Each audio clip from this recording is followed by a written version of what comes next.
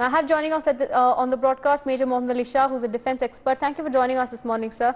We're discussing India's defence procurement bid, especially indigenous development of defence manufacturing. At this point, talking about drone manufacturing, one of the important developments. We also saw several months earlier that we had, in fact, test launched the first unmanned aircraft as well. How do you see India's self-reliance when it comes to the defence manufacturing and the defence sector going forward? Oh, very good question, Arthi. You know, India's defence deals, they have taken a very big boost. I'll give you an example. You know, after I finished my short service stint, I worked with a company which was dealing in defence equipment, supplying defence equipment to the defence. And that time, the procurement of the defence was there were no orders. Why? Because though there was a requirement, but people were too scared to indulge in a defence deal. Because at that time, I'm talking about the year 2008, and people were too scared of getting into a defence deal, because once defence deal was it was of about 300 crores. So it was so expensive, and there were a lot of corruption happening. If you remember, there was around a couple of years around that time, there was this big issue about kickbacks that came about, and there were people embroiled in that controversy. So people were very scared to actually, even an honest deal, to strike an honest deal, because it was a risk. They felt that if we go in for this deal, then there could be an inquiry, there could be a problem on them. But now we've come a long way. Now, as you rightly said, Aarti, we have 28,732 crores. The budget of that has been already crossed. That's including armed drone swarms, carbines, bulletproof jackets, and that will be designed and developed in the country, itself, Atmanirbharat, indigenous. So yes, because again, defence procurement is a very, very cumbersome, a long procedure. Like, for example, initially a tender would be issued, you respond to the tender. Now giving it in technical language, in the army language, it would be the issue of RFI, RFP, then bidding, and then, then there would be proposal, then there would be trials, field testing, there will be a whole lot of vetting, there will be a whole lot of long process until the equipment comes in with us. Like, for example, we got M777 howitzer equipment for the artillery, which are being used in Russia-Ukraine war. Now, Indian Army procured it very, very recently.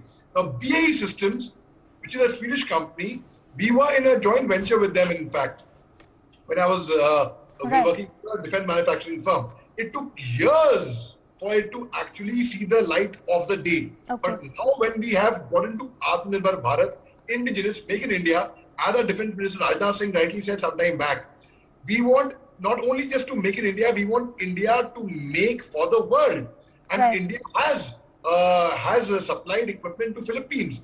India has supplied equipment to other countries. So now, earlier, how we would look up to US or Israel or Russia, other nations similarly are looking up to India that way.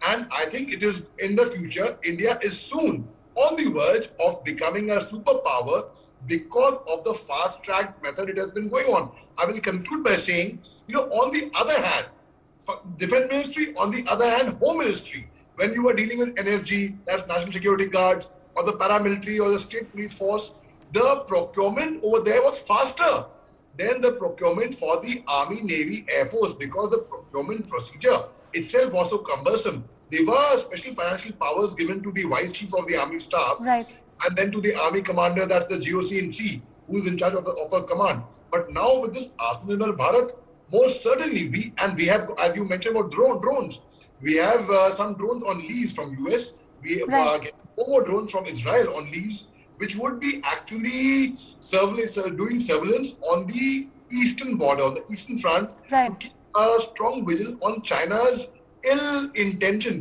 They would be checked upon. Major Shah, now firstly talking about, like you said, we will be fulfilling our defence needs as a first priority with indigenous equipment that's developed, which doesn't, there are of course a lot of suspicion when it comes to import of defence equipment from other nations. You are in fact putting yourself out there as a vulnerable nation when you're importing defence equipment from other countries.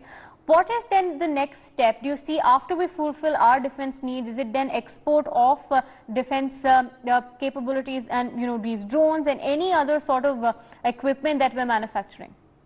Very good question by you, Aarti. A very intelligent question. See, I'll give you a small example over here. Like, for example, if someone's birthday is coming up, I'll explain this time in a very non-technical language so that everyone who does not even defend these understands. Right. Suppose someone's birthday is coming up. What would we do? We would order a birthday cake from a bakery. Now, what better if we bake that cake at home? We would know, we would be sure of the hygiene, the ingredients, the freshness, and more convenient. It is similarly when we get into an indigenous product over here, we know the intricacies. Also, the Indian Army has allocated 25% of its funds for research and development to private firms. So, which means it will go from the Army's pocket. At the same time, they would be command, control, liaison, coordination, and monitoring of the research and development by the Army to these private firms as well. So that means we can be sure of the equipment we are producing, and we would be like, if you, another for example, Aarti, if you have manufactured something yourself, you would know how to use it yourself, right? Absolutely. Unless when you buy it from outside, you would not know many things. You would send, like for example, we have Army officers going to Israel for training on equipment, of the equipment that we would be procuring from there. So now, in case there's a problem with that equipment, how do you address it? Right. Unless it's your own. So it's important. That's why to be Atmanirbharat, though we have taken baby steps, some people would say, oh, it's a long way to go. I agree, but they say a journey to 1,000 miles begins with a single step. So we are on the right track, and we are going to go forward on that. Absolutely. Thank you for joining us and sharing your thoughts on this particular story.